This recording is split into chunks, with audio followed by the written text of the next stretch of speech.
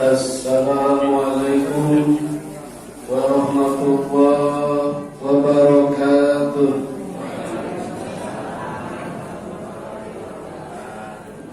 Sayyidatus Sa'adah Zummala'il A'izzah Kubailal Bidayah Hayya bina nahmaduhu wa nasta'inuhu subhanahu wa ta'ala hamdan bila ghayah wa madhan bila nihayah. Ashhadu an la ilaha illallah wahdahu la syarika lah wa ashhadu anna Muhammadan abduhu wa rasuluhu la nabiyya ba'da. Bapak Ibu, saudara-saudara dan adik-adik yang dirahmati Allah, malam ini saya hanya akan menambah, mudah-mudahan tidak banyak, apa yang disampaikan oleh penceramah pertama tadi, Ustaz Sinten. Wah, nama Ustaz ya. Sok gantian Pak Ustaz ngisi dan kula. Dengan kali milih pengajian rutin, apa khotbah Jumat, apa khotbah Idul Fitri, apa keluarga rutin balas ini. Tak ada jawabannya. Bapak Ibu, malam ini kita sudah memasuki tanggal 28 Syawal. Sudah cukup lama kita ditinggalkan oleh bulan yang amat suci, bulan Ramadan.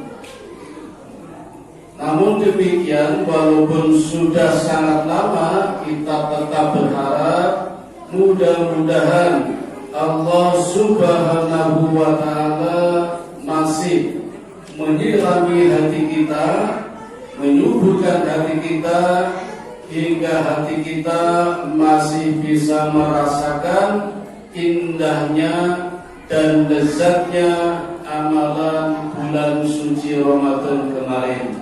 Amin ya rabbal alamin. Karena dengan memiliki hati yang subur, hati yang bisa merasakan indahnya dan lezatnya amalan bulan Ramadan kemarin, kita dapat merasakan barokahnya bulan Ramadan. Dan barokahnya bulan Ramadan inilah yang banyak orang menyebut dengan istilah Id Mubarak. Barokahnya Idul Fitri. Jadi orang yang beridul fitri sebenarnya bukan orang yang bajunya baru, bukan orang yang HP-nya baru, bukan orang yang rumahnya baru, apalagi orang yang pacar dan istrinya baru, bukan. Tetapi orang yang beridul fitri adalah orang yang masih merasakan indahnya dan lezatnya amalan bulan Ramadan sampai 11 bulan ke depan, hingga bertemu dengan bulan Ramadan tahun depan. Dan kita berharap mudah-mudahan masih bisa bertemu lagi. Amin ya rabbal alamin. Untuk itu Rasulullah SAW tidak henti-hentinya di setiap khutbah Jumat senantiasa mengawalinya dengan firman Allah yang ada di dalam surat Al-Imran, surat yang ketiga ayat 102. A'udzu billahi minasyaitonir rajim. Ya ayyuhalladzina amanu taqullaha haqqa tuqatih wa la tamutunna illa wa antum muslimun. Ini ayat yang selalu Rasulullah bacakan setiap khutbah Jumat, setiap pekan. Mengapa setiap pekan? Karena disinyalir keimanan kita, ketakwaan kita akan segera hendak luntur, maka di setiap Jumat Rasulullah selalu mengingatkan, wahai orang-orang yang sudah mengaku beriman, terlanjur atau tidak, sadar atau tidak, ittaqullah, tingkatkanlah takwanya.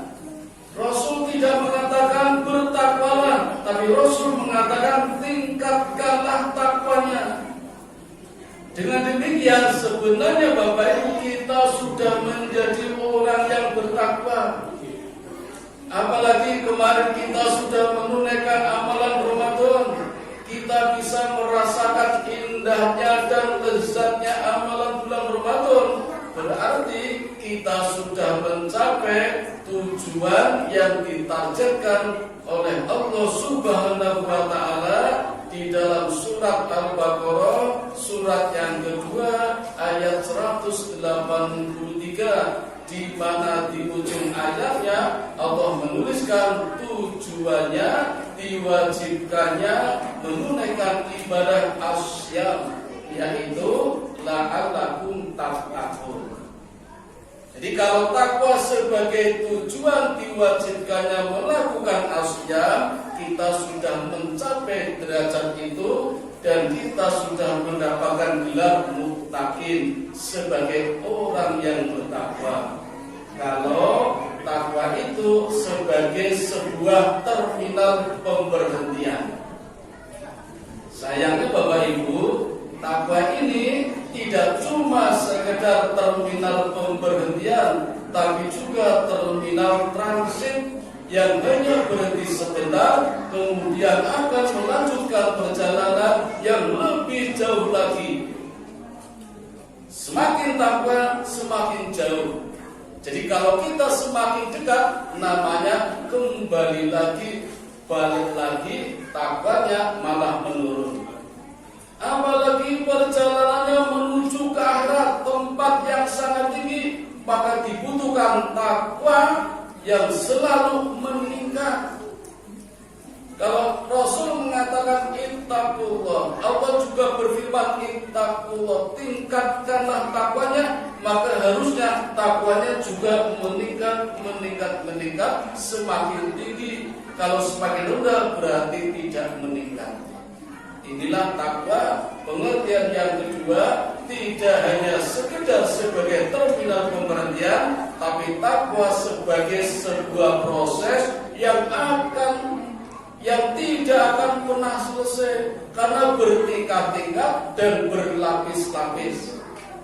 Maka benar Rasul selalu mengatakan, Allah juga berfirman, ittaqullah, tingkatkanlah takwanya dengan sebenar-benar takwa yang serius, dan jangan sekali-kali kita mati kecuali dalam ketakwaan, dalam keimanan, dan dalam keislaman. Kata Bapak Ibu, walaupun bulan Ramadan sudah kita tinggalkan, ayat ini masih berlaku. Tiap pekan kita tingkatkan takwa kita. Nanti kontrolnya setiap setahun sekali. Ya ayyuhalladzina amanu kutiba alaikumusiyam kama kutiba alal ladzina min qablikum la'allakum tattaqun. Ini kontrol tahunannya. Kontrol mingguannya setiap Jumat. Ya ayyuhalladzina amanu taqullaha haqqa tuqatih wa la tamutunna illa wa antum muslimun. Bapak Ibu, kalau ditanya siapa sih orang yang paling takwa, jelas jawabannya adalah Nabi Muhammad SAW. Orang yang paling takwa sudah dijamin masuk surga. Tetapi selama hidupnya beliau tetap sholat, beliau tetap puasa, beliau tetap zakat. Artinya takwa tidak akan pernah selesai, bertingkat-tingkat dan berlapis-lapis. Berapa sih tingkatannya? Kata takwa, Bapak Ibu, di dalam Al-Quran disebut sebanyak 115 kali. Maka kalau saya boleh mengatakan, takwa ada 115 tingkatan. kita akan melihat kita masih berada di tingkat berapa takwa kita. Jelas berbeda-beda tingkatannya. Tapi kata Nabi, seberapapun tingkatannya, tingkatkanlah terus sampai kita meninggal dunia. Jangan sampai meninggal kecuali masih dalam tingkatan takwa yang selalu meningkat. Nah, sebelum sampai pada tingkatan takwa yang keberapa kita, mari kita lihat parameternya dulu, ukurannya dulu. Nah, di dalam Al-Quran Bapak Ibu, sedikitnya ada 2 parameter takwa. Yang pertama ada di dalam surat Al-Baqarah, surat yang kedua, ayat yang kedua. Parameter yang kedua ada di dalam surat Al-Imran, surat yang ketiga, ayat 133. Saya coba yang pertama dulu Bapak Ibu. Parameter yang pertama ada di dalam surat Al-Baqarah, surat ke-2, ayat ke-2. Di dalam ayat kedua ini ada kalimat takwa yang pertama kali digunakan oleh Allah. A'udzubillahi minasyaitonir rajim. Dzalikal kitabu la raiba fihi hudal lil muttaqin. Demikianlah Al-Quran, satu kitab yang tidak perlu diragukan lagi. Kebenarannya benar-benar benar. Dan Quran yang kebenarannya mutlak inilah merupakan petunjuk untuk orang yang bertakwa. Ini parameter yang pertama. Jadi Quran, kata Allah, kebenarannya mutlak, maka tidak perlu diragukan lagi. Cuma ironisnya Bapak Ibu, sampai hari ini masih banyak orang Islam yang meragukan kebenaran Quran. Quran hanya dilombakan saja, Quran hanya dibacakan saja, bahkan ada yang hanya dipajangkan saja. Ironis sekali. Bahkan di dunia ilmiah, sebuah karya disebut karya ilmiah kalau ada referensinya. Apa itu skripsi, apa itu tesis, apa itu disertasi, dianggap ilmiah kalau ada rujukannya karya siapa. Padahal orang yang menulis itu secara jujur mengatakan di kata pembuka dan kata penutup, mohon maaf kalau di sana sini banyak kesalahan, mohon saran, mohon masukan dan kritik. Terus betul? Secara jujur penulisnya mengatakan kelemahannya, mengatakan kesalahannya, tapi kita yakin kebenarannya, padahal belum tentu benar. Bahkan ketika pendadaran, ketika ujian, itu dianggap ilmiah kalau ada itu. Sementara Quran yang benar-benar benar kadang diragukan. Maka Bapak Ibu, saya dapat mengatakan orang yang masih ragu dengan kebenaran Quran bertanda tidak akan mendapat hidayah dari Allah. Karena Quran yang kebenarannya mutlak merupakan hudal lil muttaqin, petunjuk untuk orang yang bertakwa. Dengan kata lain, orang yang bertakwa adalah orang yang mendapatkan petunjuk. Dari mana orang dapat mendapatkan petunjuk? Dari kebenaran Quran yang diyakininya. Maka kalau orang yang ragu dengan kebenaran Quran, semakin ragu dengan kebenaran Quran, maka semakin jauh dari hidayah, tidak akan mendapatkan hidayah. Katanya Bapak Ibu, kok diam? Nah, sekarang bagaimana cara mendapatkan hidayah dari Quran? Caranya gampang, yang sulit prakteknya. Caranya adalah kita harus berinteraksi dengan Quran. Namanya interaksi harus aktif. Jangan pasif. Saya masih melihat, menyaksikan, bahkan mengikuti orang-orang yang sangat pasif dengan Quran. Belum lama saya dimintai tolong maca Yasin mergo wonten seripah. Nuwun tulung Pak, maca Yasin nggih ing rumah kula. Bar seripah sareng-sareng bar isa. Dilalah kula mboten saged. Kula ngenyang bar maghrib. Ini kula makan dhewe mboten bareng-bareng kali Pak Kau. Sampai teng griya kula taken kali sing omah pun sewu Pak. Wonten Quran mboten nggih. Aduh, lama ini bingung. Kula nggih bingung ngapa Yasin. Jadi teng HP wonten kula menunggu. Men golek Quran. Anjelai Pak. Mosok omahe loro dadi siji Pak, dadi gedhe tingkat duwe mobil, mosok Quran ora duwe Pak. Kula jane iso nukuke wong sak ketemu murah to. Iku nek tak tuku padha ora diwaca. Monggo paksanan. Wala niku. Itu berarti masih pasif, belum ada niat komunikasi dengan Quran. Iku to mending sing wonten malih wonten interaksi aktif tapi negatif, aktif tapi negatif. Mengenal ayat Al-Quran ning mung ditulis teng slayer ngopo niku. Ngopo ya Mas? Men sakti ditembak orang mempan dulu.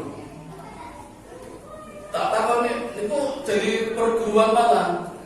Kalau di sini nggak tahu namanya apa itu. Kebetulan saya pas pulang kampung, namanya perguruan pencak silat satu hati. Jadi kalau di tingkat 7 itu namanya rajanya Nabi Sulaiman. Jadi nek kanggo besen ngaten niku ketemu guguk layu niku. Ketemu macan layu, padahal ora macan 7. Jadi hanya untuk segitu. Bahkan ada juga ini namanya iseng ibu nih. Ono wong loro niki ibu jaluk tulung. Yo tak antar teng ustaz ning kula. Dugi teng ustaz ini kok nulis ngangge spidol teng kertas. Tak delok urusannya kok muter-muter Arabe ora iso diwaca mergo gundul itu. Ustaz kan bilang, "Mangke teng griya kertas niki dicelupke teng gelas teng banyu."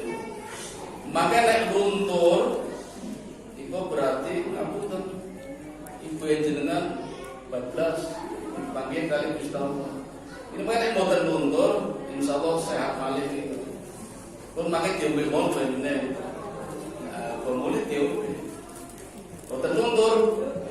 Jenengan sehat malah mati, Pak. Nah, ini namanya berinteraksi dengan Quran tapi negatif.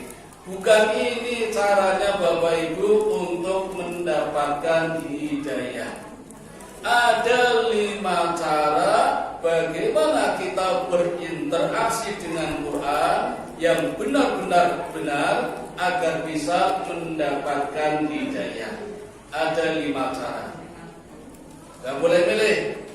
Kita harus mulai dari bawah, dari tingkatan yang pertama. Nanti kalau sudah bisa tingkatan yang pertama, naik tingkatan yang kedua. Kalau sudah bisa tingkatan kedua, naik ke tingkatan ketiga, tingkatan keempat, tingkatan kelima. Apa saja tingkatannya? Tartil, tadarus, tilawah, tafakur, tadabbur. Kalau di bulan Ramadan kemarin kita sudah rajin benar melakukan tahapan yang pertama yaitu tartil, maka berjanjilah, bertekad bulan Ramadan tahun depan harus meningkat pada tingkatan yang kedua, tadarus. Tahun depan paling lambat loh Bapak Ibu, kalau bisa minggu depan. Karena Nabi mengatakan, Allah berfirman, ittaqullah, tingkatkanlah takwanya setiap minggu, setiap pekan, setiap Jumat. Mulur, ya maksimal 1 tahun lah, ketemu Ramadan lagi. Tingkatkan cara berinteraksinya dengan Quran. Coba kita lihat satu persatu. Yang pertama tartil. Namanya saja tartil, membacanya tertib sesuai dengan makhrajnya, sesuai dengan harokatnya, panjang pendeknya dengan menggunakan tajwid. Itu namanya tartil. Yang kemarin di bulan Ramadan, setiap habis sholat raweh, mungkin kita sering membaca bersama-sama dan kita menyebutnya tadarus. Ayo tadarus ke masjid. Sebenarnya belum tadarus bapak-bapak, itu baru tartil. Dan harus benar. Wah, saya belum lancar ya, masih salah-salah. Boleh nggak? Sepanjang niat kita belajar Bapak Ibu, walaupun grotal gratil, Allah memberikan pahala dua. Satu pahala membacanya, dua pahala karena semangat perjuangannya itu. Nah, si lancar berarti dapat pahala satu, ya cuma satu. Nah, kalau begitu anak yang grotal gratil, ya silakan kalau mau grotal gratil. Yang lancar pahalanya cuma satu, pahala membacanya. Loh, yang satu nggak dapat. Dulu kan sudah, waktu masih belajar, dan sekarang menjadi investasi pahala. Itu bagi yang lancar. Berapa sih pahalanya? Bapak Ibu, jangan tanya berapa pahalanya. Allah dan Rasul sudah berjanji, satu huruf 10 pahala. Jangan bilang alif lam ra itu satu huruf. Alif lam ra itu 3 huruf. Jadi membaca alif lam mim, ya, alif lam mim saya ganti alif lam mim, itu sudah membaca 3 huruf. Satu hurufnya pahalanya 10. Man ja'a bil hasanati falahu asru amthaluha. Barang siapa berbuat satu kebaikan, barang siapa melafazkan satu huruf saja, pahalanya 10. Jadi kalau alif lam mim 3 huruf, pahalanya berapa? 30. Itu riwayat yang umum. Ulama Tawus beda lagi menghitungnya. Alif lam mim, alifnya saja itu 3 huruf. Karena alif kalau ditulis hamzah, lam, fa, sudah 3 huruf. Maka 3 kali 10 30. Sekarang lam, lamnya berapa huruf? 2, lam sama mim, 2 kali 10 20, sama yang tadi 30 50. Sekarang mimnya berapa huruf? 2, mim sama mim, 2 kali 10 20, yang tadi 50 70. Baru alif lam mim saja itu pahalanya 70. Apalagi membaca bismillahirrahmanirrahim yang hurufnya ada 19, kalikan saja berapa itu. Itu menurut ulama Tawus. Kita kembali yang umum lah. Alif lam mim pahalanya 30. 30 itu menghitungnya bukan 1, 2, 3 sampai 30, bukan. Pahala yang pertama, yang nomor 1, itu nilainya sama dengan 25 langkah menuju masjid. Pahala yang kedua, nilainya sama dengan 50 langkah menuju masjid. Pahala yang ketiga, nilainya sama dengan 500 langkah menuju masjid. Jadi menggunakan rumus deret ukur, bukan deret hitung. Yang rumus ini digunakan oleh Thomas Robert Malthus dalam teori menghitung tentang kependudukan dan kebutuhan. Kebutuhan manusia bertambah sesuai dengan deret ukur, kelahiran manusia sesuai dengan deret hitung. Terbaliknya, maka banyak orang yang kekurangan kebutuhan. Ini inspirasinya dari menghitung pahala yang tidak terhingga. Rumus matematikanya Allah luar biasa, kita tidak mampu menghinggakannya. Jadi gak usah tanyalah berapa pahala orang membaca Quran. Allah dan Nabi sudah menjamin. Dan dengan cara inilah Bapak Ibu kita bisa masuk surga. Insya Allah nih. Karena syarat masuk surga cuma dua. Satu, tidak punya dosa. Dua, banyak pahala. Selama kita masih punya dosa, kita tidak akan masuk surga. Lalu caranya bagaimana biar masuk surga? Dosanya dihapus. Bagaimana cara menghapusnya? Dengan banyak pahala. Pahala yang banyak itu dari mana? Dari membaca Quran. Yang lain-lain sulit Bapak Ibu. Haji itu sulit. Tapi tetap jangan nyerah. Saya kalau sekarang bayar nanti 30 tahun ke depan baru berangkat. Sulit. Tapi jangan menyerah tetap. Nah, sambil menunggu berangkat haji, perbanyak membaca Quran. Karena dengan banyak Quran yang menggunakan prinsip ekonomi, prinsip barokah, sedikit berkorban, padanya banyak, ini yang dapat menghapus dosa-dosa. Dan nanti kalau dosa terhapus, bisa masuk surga. Ini cara mudah masuk surga. Ini baru tartil Bapak Ibu. Dan tartilnya saja baru tartil am, yang sekarang banyak diminati orang. Yang sulit kan tartil khos, yang menggunakan seni baca Quran. Itu pahalanya lebih besar Bapak Ibu. Karena menggunakan seni, Allah suka dengan keindahan. Allah itu indah.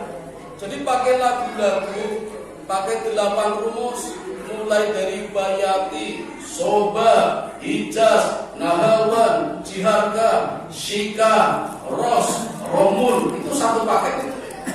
Dan menggunakan 4 tingkatan nada, nada koror, nawa, jawab, jawab guna jawab.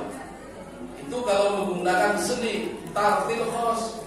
Karena sulit, banyak orang beralih pada tartil am, yang sering dibaca imam ketika sholat, ketika kita habis tarawih, orang bilang tadarus, itu kebanyakan menggunakan tartil am.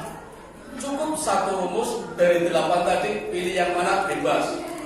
Dan tingkatan nadanya juga paling banyak 3 atau 1 tapi naik, datar, turun. Jadi misalnya koror 1 tingkatan nada, bisa naik, datar, turun. Yang nawa juga begitu, naik, datar, turun. Jadi mudah itu. Dan bisa menggunakan gaya qadar boleh, gaya mutawasid boleh, gaya tiwal juga boleh. Gaya qadar itu yang pendek Bapak Ibu belakangnya. Bismillahirrahmanirrahim. Alhamdulillahirabbil alamin. Itu gaya qadar. Kalau mutawasid lebih panjang, 4 harokat. Bismillahirrahmanirrahim. Alhamdulillahirabbil alamin. Dan yang paling panjang gaya tiwal, 6 harokat atau 3 detik. Bismillahirrahmanirrahim. Alhamdulillahirabbil alamin. Itu gaya tiwal. Monggo pilih yang mana? Itu masih tartil am. Kalau mau pakai seni, tartil khos. Dan itu baru cara berinteraksi dengan Quran yang pertama Bapak Ibu. Nah, yang kemarin di bulan Ramadan masih tingkatan yang pertama, bertekadlah Bapak Ibu. Besok Ramadan tahun depan, syukur minggu depan. Jadi Ramadan tahun depan itu paling lama, paling lambat. Kalau bisa minggu depan tingkatkan tahapan yang kedua. Ini kalau mau sawalan loh, kan sawalan artinya meningkat. Kalau ajud namanya nggak meningkat. Nah, kalau mau meningkat kita tingkatkan cara berinteraksinya dengan cara yang kedua, yaitu tadarus. Tadarus itu artinya belajar. Kalau di dalam RPP Mas Bintoro mungkin ya C2, yang tadi C1, C2 membaca artinya. Bapak Ibu, kalau yang pertama tadi tartil itu ikro, ayat yang pertama yang oleh malaikat Jibril dituntunkan pada Nabi Muhammad itu kan Iqra. Iqra, bacalah. Apa kata Nabi Muhammad? Ma'ana biqori ya Jibril. Saya tidak bisa membaca ya Jibril. Kan Nabi buta huruf. Nabi kan umi. Apa kata Jibril? Pokoknya baca saja Muhammad. Paham tidak paham, baca pokoknya. Itu Iqra tingkatan yang pertama. Yang tartil tadi kan kita nggak paham, cuma baca Quran. Kadang berlomba-lomba, oke lah berlomba-lomba dalam kebaikan. Kadang pakai target Ramadan 1 bulan khatam, berarti tiap hari 1 juz. Ada yang 5 kali khatam, bareng-bareng boleh pakai target. Ojo cepet-cepet sampai meninggalkan makhluk, meninggalkan harokat. Karena Bapak Ibu, Al-Quran kata sama, makna bisa beda. Apalagi hurufnya beda. Wong titik saja beda berbeda kok Bapak Ibu. Contoh nggih, fa titiknya berapa dia C? 1. Kalau titiknya 2 apa? Oh, beda kan? Kalau titiknya dihilangkan, wow. Coba kalau ada ayat wal asri, demi masa, demi waktu. Sekarang tambahin titik fal asri, artinya maka waktunya udah beda. Kalau titiknya 2 fal asri, berkatalah waktu asar, beda lagi. Jadi beda titik saja, beda makna, beda huruf, beda lagi. Apalagi beda makna. Yang sulit tulisan sama, makna beda. Contohnya Iqra. Di ayat pertama, Iqra bismi rabbikal ladzi khalaq, khalaqal insana min 'alaq. Iqra, ada Iqra lagi. Tulisannya sama dengan yang tadi, tapi maknanya beda. Iqra yang pertama tadi itu masih C1. Bacalah ya Muhammad, bacalah, pokoknya baca. Paham gak paham dibaca, kata malaikat Jibril. Sampai Nabi dituntun, karena Nabi mengatakan ma'ana biqori, saya tidak bisa membaca. Tapi Iqra selanjutnya itu C2. Pelajarilah, bacalah tulisan-tulisan alam, bacalah masyarakat, bacalah bintang-bintang di langit, dan semuanya sudah ditulis dalam Quran, ada terjemahannya, maka bacalah. Itu Iqra yang kedua. Tadarus, membaca artinya. Karena Bapak Ibu hanya dengan membaca artinya kita akan paham, dan kalau kita paham kita akan mendapatkan hidayah. Kalau kita tidak membaca artinya kita nggak akan dapat hidayah. Kita kan 17 kali nih Bapak Ibu. Sehari sholat 17 rakaat, berarti 17 kali kita membaca Fatihah. Dan di dalam Fatihah kita mohon kepada Allah, ihdinas siratal mustaqim, ya Allah berilah aku hidayah. 17 kali Bapak Ibu kita minta hidayah kepada Allah, dan Allah sudah memberikan hidayah, tapi kita nggak paham. Kenapa? Karena kita nggak baca artinya. Apa sih hidayahnya? Hidayahnya yang Allah berikan ada di dalam surat yang dibaca imam setelah membaca surat Fatihah. Inilah pentingnya sholat jamaah. Kalau jenengan Bapak Ibu jadi makmum, simak, korbankan nggak usah membaca Fatihah, karena sudah ada imam. Setelah Fatihah imam membaca surat apa? Itulah hidayahnya. Apa hidayahnya? Baca artinya. Nah itu Bapak Ibu, itu di dalam sholat. Di luar sholat ketika tadarus membaca artinya, dan dengan membaca artinya kita baru akan mendapatkan hidayah. Nah tadi Bapak Ibu, ini tingkatan yang kedua, tadarus. Sekarang tingkatan yang ketiga, tilawah. Ayatnya ayat 45 surat ke-29 surat Al-Ankabut. Utluma uhiya ilaika minal kitabi wa aqimis sholat inna sholata tanha 'anil fahsya'i wal munkar. Saya ambil depannya saja, utsluma. Itu dari kata tilawah. Artinya sama, bacalah. Tapi maknanya beda. Bacalah di sini C3. Tidak cuma membaca artinya, tapi juga memikirkan bagaimana cara mengamalkannya. Nah, itu sudah sampai pada tilawah. Jadi apa yang kita baca, artinya gitu, C2 tadi kan tadarus, sudah tahu artinya. Ini gimana ya cara mengamalkannya? Nah, itu namanya tilawah itu. Tilawah. Cara mengamalkannya bagaimana? Maka berpikir, betul-betul berpikir. Dan dengan berpikir inilah orang akan menjadi cerdas, akan menjadi pandai, akan menjadi pintar karena berpikir. Orang-orang dulu, ulama-ulama besar, ulama-ulama dunia karena rajin tilawah. Imam Bukhari, Bapak Ibu, itu menulis Sahih Bukhari 16 tahun. Dan ada 97 bab. Padahal setiap bab isinya puluhan hadis sampai 50 hadis. Dan setiap satu hadis sebelum Bukhari menuliskan selalu diawali dengan sholat 2 rakaat. Itu tilawahnya Bapak Ibu. Sehingga beliau dikenal dengan panggilan Al-Lu'lu' wal Marjan. Sahih Bukhari Muslim didampingi dengan Muslim, berdua mendapat gelar Al-Lu'lu' wal Marjan, intan berlian.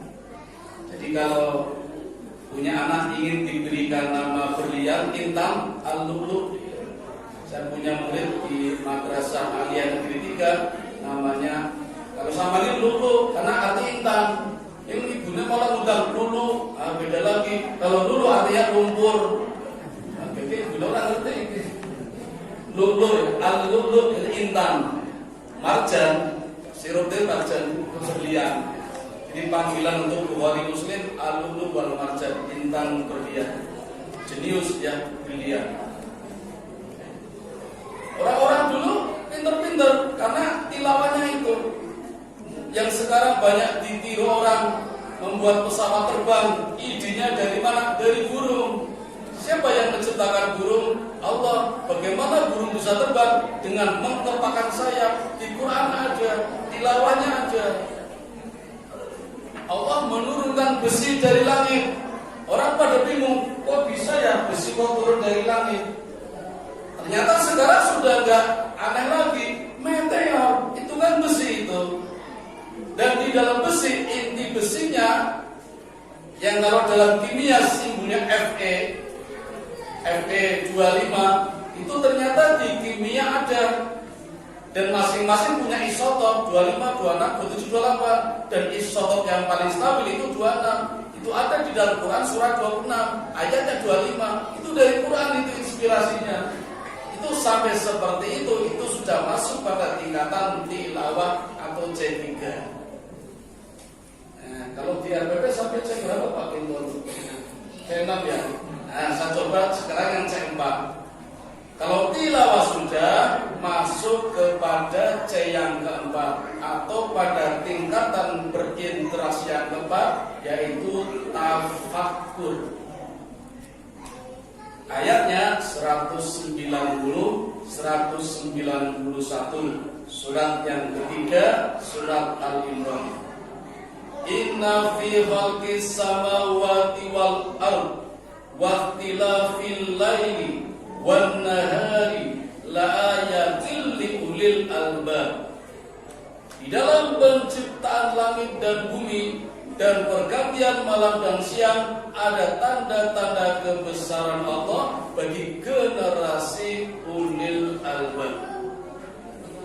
Siapa generasi ulil albab itu?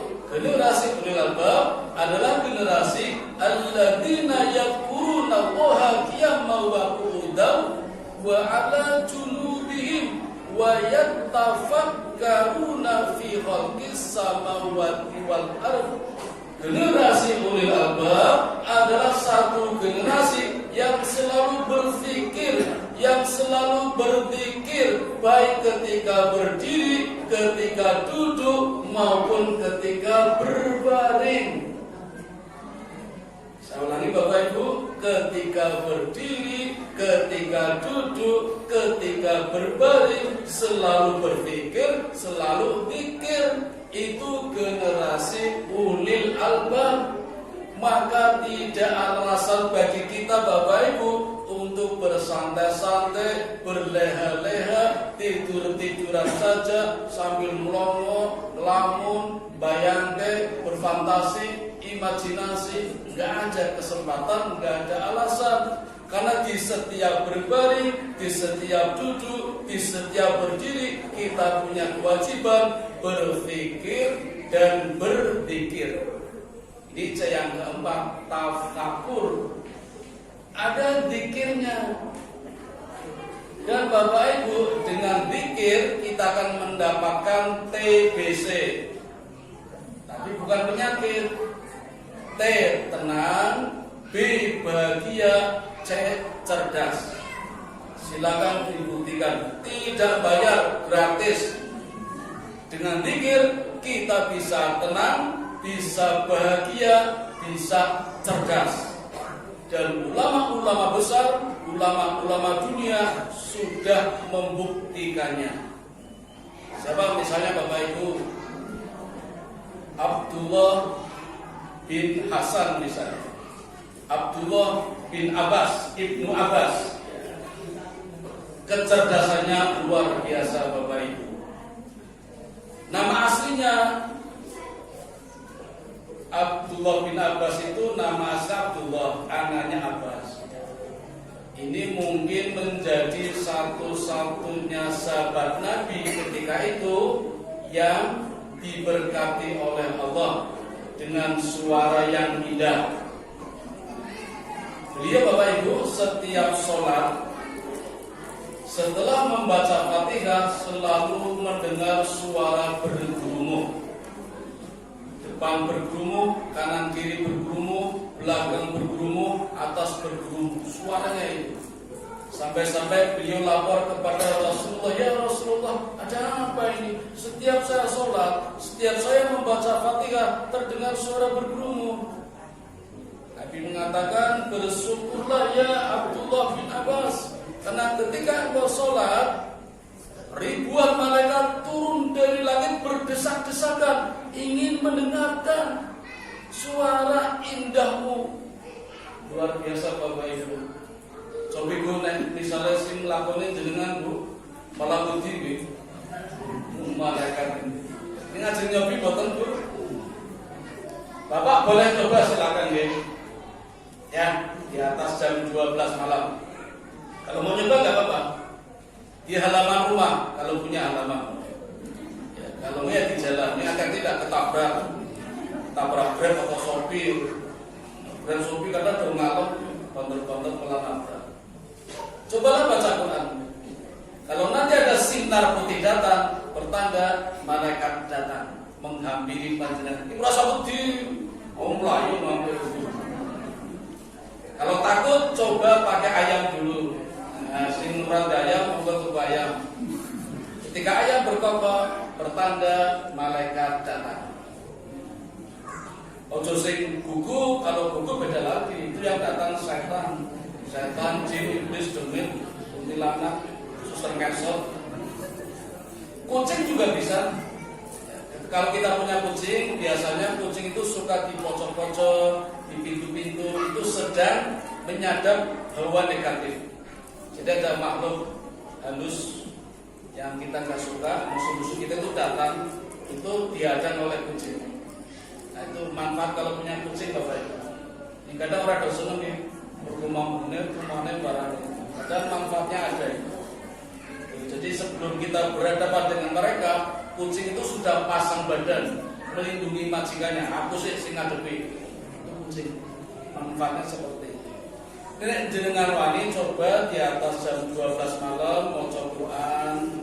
Syukur apal dhewe rasa mbowo nek ndak tahu ngene apa iki. Dikira guna-guna tombone. sinar penghidatan itulah malaikat. Yaitu yang dilakukan oleh Abdullah bin Abbas. Abu Dawud, nama aslinya Sulaiman, bergelar Abu Dawud. Ada apa ini Sulaiman kok bergelar Abu Dawud? Karena Sulaiman itu hafal 500.000 hadis. 500.000 Bapak Ibu, bukan 500.000 hadis hafal. Di Indonesia baru hafal satu hadis berani ceramah kemana-mana ya. Abu Dawud ini Sulaiman hafal 500.000 hadis, bahkan hafal sifat-sifat hadis, hukum-hukum hadis. Ini sahih, ini hasan, ini dhaif, hafal itu. Beliau hafal 500.000 hadis. Sampai Ibnu Qayyim Al-Jauzi mengatakan, kalau Nabi Daud mampu melunturkan besi dengan tangannya, Sulaiman mampu melunturkan hadis dengan lidahnya. 500.000 hadis. Dan inilah yang disebut dengan khufifah. Khufifah itu keringanan, kemudahan di dalam membaca ayat-ayat Allah. Nabi Daud itu kitab Zabur diduga ayatnya berjumlah 500.000 ayat. Walaupun berisi syair-syair, tapi Nabi Daud ketika membaca dengan khufifahnya itu seperti meletakkan pelana kuda. Jadi orang melihat Nabi Daud meletakkan pelana kuda kan cepat banget. Ya, secepat itulah Nabi Daud khatam kitab Zabur yang ayatnya 500.000. Maka kita kan kadang beda-beda nih. Kalau ngaji ada orang yang 1 bulan khatam 1 juz, ada yang 2 juz. Abu Bakar As-Siddiq sehari 1 juz, Umar bin Khattab sehari 2 juz. Kan beda-beda. Itu namanya khufifah. Allah berikan kemudahan, keringanan lidah di dalam membaca Quran. Kok iso cepet banget gitu ya. Al-Waqiah 5 menit, Yasin 1 menit. Oh, cepet banget. Ya kalau memang khufifah bisa, kalau memang khufifah bisa aja itu. Ini kisah nyata Bapak Ibu, saya melihat sendiri, dengan melihat betul gitu. Tahun 1990 ketika Yogyakarta menjadi tuan rumah MTQ yang ke-9 di alun-alun utara, bareng karo sekaten, bareng kali Sri Sultan yang ke-9 meninggal. Kalau kelingan, karena saya di alun-alun waktu itu. Hujan terus Bapak Ibu. Tapi begitu Muammar ZA, Qori internasional, membacakan ayatnya, A'udzu billahi minasyaitonir rajim, mandek udane Bapak Ibu. Perang beneran. Tetapi begitu selesai, Shadaqallahul azim. Terus hujan lagi itu. Saya kejar Bapak Ibu, saya tanya apa rahasianya. Oh, ternyata Muammar ZA itu mengamalkan amalannya Nabi Daud. Ketika membaca Quran semuanya terdiam. Nabi Daud Bapak Ibu kalau membaca kitab Zabur itu burung-burung berdatangan. Jadi Nabi Daud kalau membaca Zabur itu manut dotekon. Angin berhenti sampai daun jatuh pun begitu Zabur dibaca mandek jadi ngambang itu.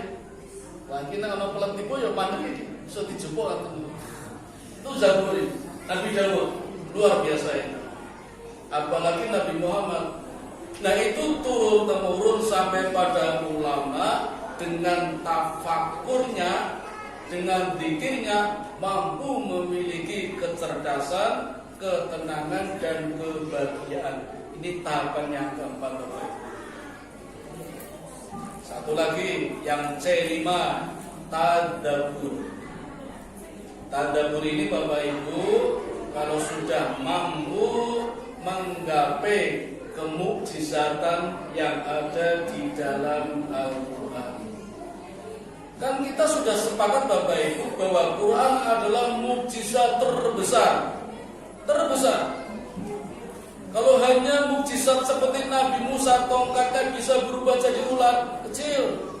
Tangannya ketika dimasukkan saku dikeluarkan kemudian bercahaya, sampai Firaun mengatakan, masukkan lagi Musa, masukkan silau, saya nggak bisa lihat. Itu mukjizat kecil. Ibrahim dibakar tidak membak, itu mukjizat kecil. Nabi Isa ya, sampai saya pernah nanya sama teman saya yang Protestan, kenapa si Isa dijadikan Tuhan? Oh hebat. Alasannya kan nggak punya bapak. Saya bilang kalau tidak punya bapak terus hebat jadi Tuhan, mestinya bukan Nabi Isa, Nabi Adam. Kan Adam nggak punya bapak, nggak punya ibu. Nabi Adam nggak jadi Tuhan, berarti Isa bukan Tuhan. Nah, saya tanya lagi sama kata, kenapa Isa jadi Tuhan? Karena hebat, bisa menghidupkan orang yang sudah mati. Saya mikir, kalau Isa menghidupkan orang mati bisa jadi Tuhan, mestinya bukan Nabi Isa, Ibrahim. Karena Ibrahim itu bisa menghidupkan yang sudah mati, yang sudah dimutilasi. Kan Ibrahim sudah dimutilasi itu, kepalanya dipotong, badannya dipotong, tangan kakinya dipotong. Satu diletakkan di Gunung Abu Kubais, satu di Gunung Sudes, satu di Bukit Sofa, satu di Bukit Marwah. Kemudian Nabi Ibrahim memanggil kun fayakun, semua datang jadi satu untuk kembali hidup lagi. Itu Ibrahim. Isa kan enggak. Isa itu belum dimutilasi, masih utuh, masih berbaring, terus dihidupkan. Jadi Tuhan. Mesti Ibrahim tuh yang jadi Tuhan. Aku nggak bisa ngomong. Oh ya wes. Itu masih kecil Bapak Ibu, mukjizat seperti itu. Nabi Muhammad dengan jarinya mampu membelah bulan jadi dua, dan itu terjadi 2 kali. Itu masih kecil. Dan mukjizat yang terbesar apa? Al-Quran. Nah, kita bisa dapat merasakan kemukjizatan Al-Quran kalau kita sudah bisa mencapai tahapan tadabbur. Nah, ini Bapak Ibu cara berinteraksi dengan Tuhan. Dan dengan cara inilah kita yakin, dan kalau sudah yakin kita baru akan mendapatkan hidayah. Kalau sudah mendapat hidayah, barulah kita bisa menjadi merasakan nikmatnya orang yang bertakwa. Ini baru parameter yang pertama, surat yang kedua, ayat yang kedua. Nah, tadi Bapak Ibu masih ada waktu, saya tambah dikit ya. Parameter yang kedua yang ada di dalam surat Al-Imran, surat yang ketiga, ayat 133. Wasari'u ila magfiratin min rabbikum wa jannatin arduhas samawati wal ardh u'iddat lil muttaqin. Dan segeralah menuju kepada ampunan Allah, dan segera pula menuju kepada surganya Allah, surga yang luasnya seluas langit dan bumi, diperuntukkan untuk orang yang bertakwa. Itu tadarusnya. Nah, sekarang maknanya. Dan segeralah, kata segera Bapak Ibu berarti merespon, jangan ditunda. Kita seringkali menunda. Padahal Allah segera memanggil. Mestinya kita segera merespon, seperti ketika HP kita berbunyi, ada panggilan, segera direspon. Nah, orang selamati. Kita Bapak Ibu, pagi mau nih, saut cepet dah selamati. Seperti itu harusnya kita memenuhi panggilan Allah. Karena Allah sehari 5 kali memanggil kita lewat adzan.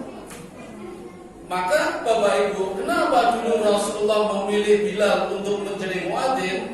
Padahal lagunya tidak sebagus yang ada di masjid sini. Bilal kepilih menjadi duta adzan itu karena suaranya keras. Tanpa pengeras suara, orang yang gomen udah keras. maka dipilih Rasul menjadi muadzin. Berarti syarat adzan harus keras. Dan kok sekarang nggak boleh keras-keras? Jadi malah bingung ini. Yang boleh keras-keras. Padahal syaratnya harus keras itu. Orang apik lah apa? Syukur apik. Jadi senang yang datang itu. Itu rahasianya adzan. Bisa Allah memanggil, Allah merespon. Kita segera menyaut, segera tidak menunda, dan segera pula menuju kepada ampunan Allah. Kalau kita paham ayat ini, maka sebenarnya tidak perlu sawalat jadi rapopo, bersolat rakudu salam-salaman rapopo, rasa halal bihalal imboten napa-napa. Kalau setiap saat Allah memanggil, kita segera merespon. Ini yo sawalat yo rapopo, halal bihalal yo rapopo, tidak ada larangan karena itu tradisi yang baik.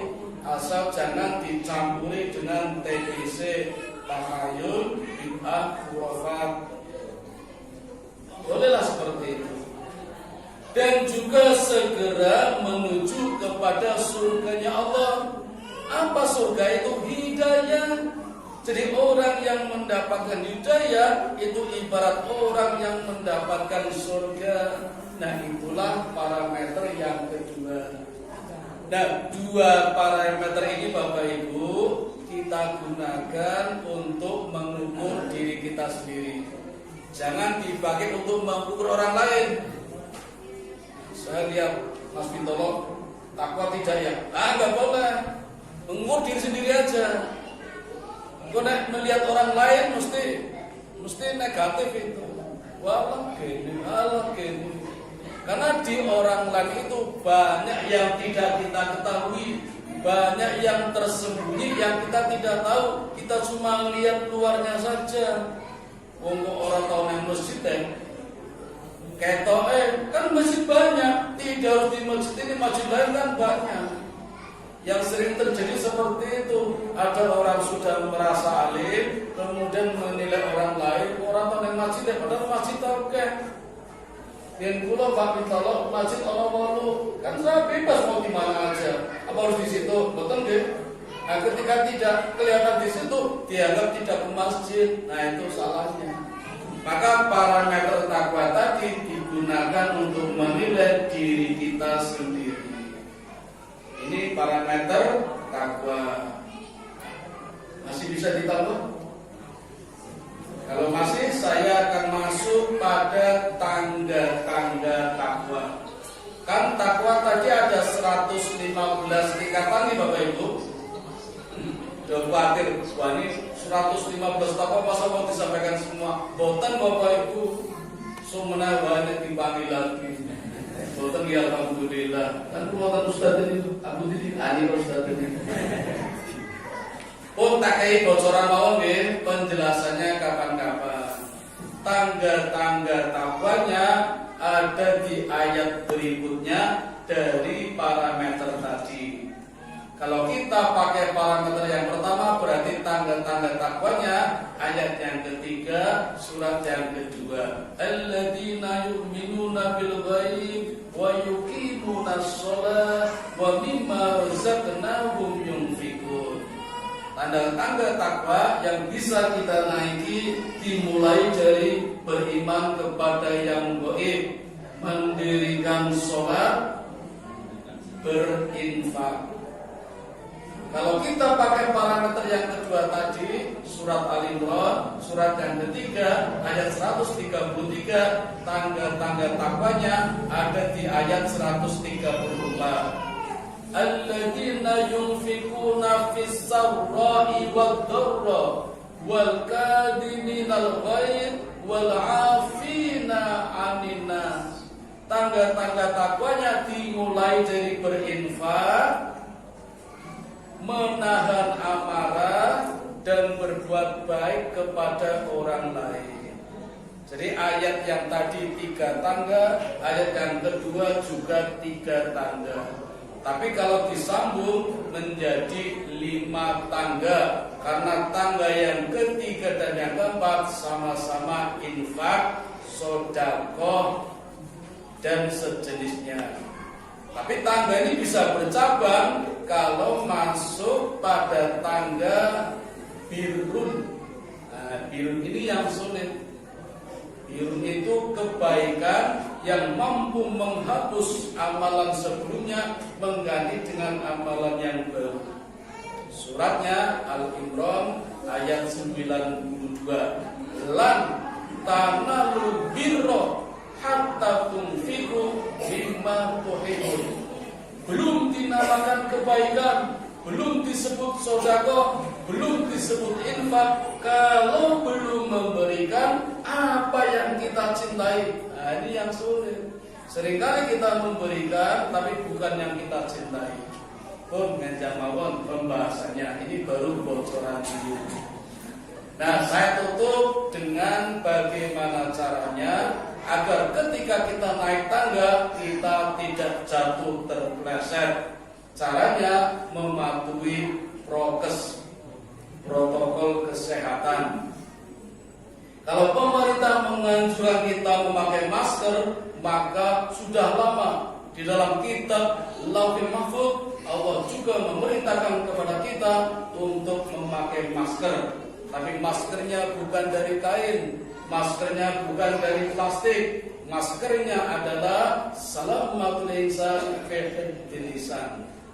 Menjaga lidah, menjaga mulut biar tidak sembarangan berkata, berucap dan berukara yang jelek-jelek. Apa itu merasani, maitu, misui, membicarakan kejelekan orang lain, hibah, namimah, berbisik ketika berdua, berbisik berdua ketika bertiga.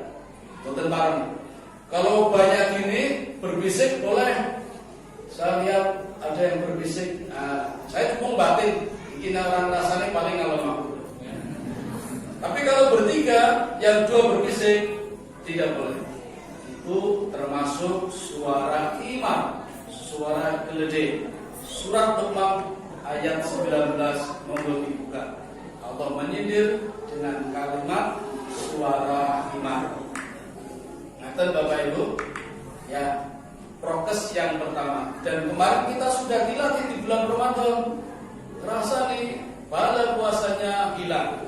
Jadi cuma lapar, cuma haus. Kalau pemerintah menganjurkan kita cuci tangan, maka 14 abad yang lalu Nabi sudah menganjurkan kepada kita cuci tangan, cuci kaki, cuci muka, cuci rambut, cuci kepala, bahkan cuci hati. Hatinya dibersihkan. Di bulan Ramadan kemarin kita sudah dilatih mencuci hati supaya bersih hati kita. Kalau pemerintah menganjurkan memakai jarak, menjaga jarak, maka 14 abad yang lalu Allah sudah memerintahkan kita menjaga jarak. Dan bulan Ramadan kemarin kita sudah dilatih menjaga jarak. Jangan dekat-dekat dengan makanan, jangan dekat-dekat dengan minuman, bahkan bapak-bapak jangan dekat-dekat dengan istri. Terus betul? Siang hari, malam monggo, dendam ditambah monggo. Jaga jaraknya di siang hari. Bahkan kita juga diperintahkan oleh Allah jaga jarak sejauh-jauhnya dengan yang namanya maksiat. Di bulan Ramadan kemarin kita sudah dilatih menjaga jarak dengan dosa, dengan maksiat. Jaga jarak. Maka benar kalau setiap sholat kita membaca doa iftitah, Allahumma ba'id baini wa baina khotoyaya kama ba'adta bainal masyriqi wal maghrib. Ya Allah, jauhkanlah aku, jauhkanlah jarakku dengan dosa-dosa sejauh barat dan timur. Barat dan timur pernah ketemu boten? Tidak pernah ketemu. Berarti itulah jarak yang paling jauh. Bahkan sampai di akhirat besok kita tidak dipertemukan lagi dengan dosa-dosa kita karena sudah diampuni ketika di dunia. Itu yang kita mohon kepada Allah ketika kita membaca doa iftitah. Kalau paham, itulah pentingnya tadarus. Kita jaga jarak. Tetapi dengan Allah jaga jaraknya jangan jauh-jauh. Wa idza sa'alaka ibadi ujibu da'watad da'i idza da'an falyastajibu li la'allahum yarshudun. Ya Muhammad, kalau ada hambaku bertanya kepadamu aku di mana, sesungguhnya aku dekat, dan barang siapa memohon hanya kepadaku akan aku kabulkan karena aku dekat. Maka menjaga jarak dengan Allah jangan jauh-jauh. Takut kita kepada ular lari, takut kepada harimau kita lari, takut kepada kelelawar kita hindari, takut kita kepada Allah dekati. Maka kalau ingin hidup sukses dunia akhirat, jangan jauh-jauh dari Allah. Demikian Bapak Ibu yang dapat kami sampaikan. Mohon maaf kalau ada kekeliruannya. Mari kita sama-sama tingkatkan takwa kita. Bulan depan, minggu depan, selambat-lambatnya tahun depan, mudah-mudahan kita sudah berada pada tingkat yang lebih tinggi daripada tingkat yang sebelumnya, sehingga kita akan mendapatkan surga yang dijanjikan oleh Allah yang luasnya seluas langit dan bumi. Amin ya rabbal alamin. Kami kembalikan kepada pengacara atau ustaz yang pertama tadi. Assalamualaikum warahmatullahi wabarakatuh.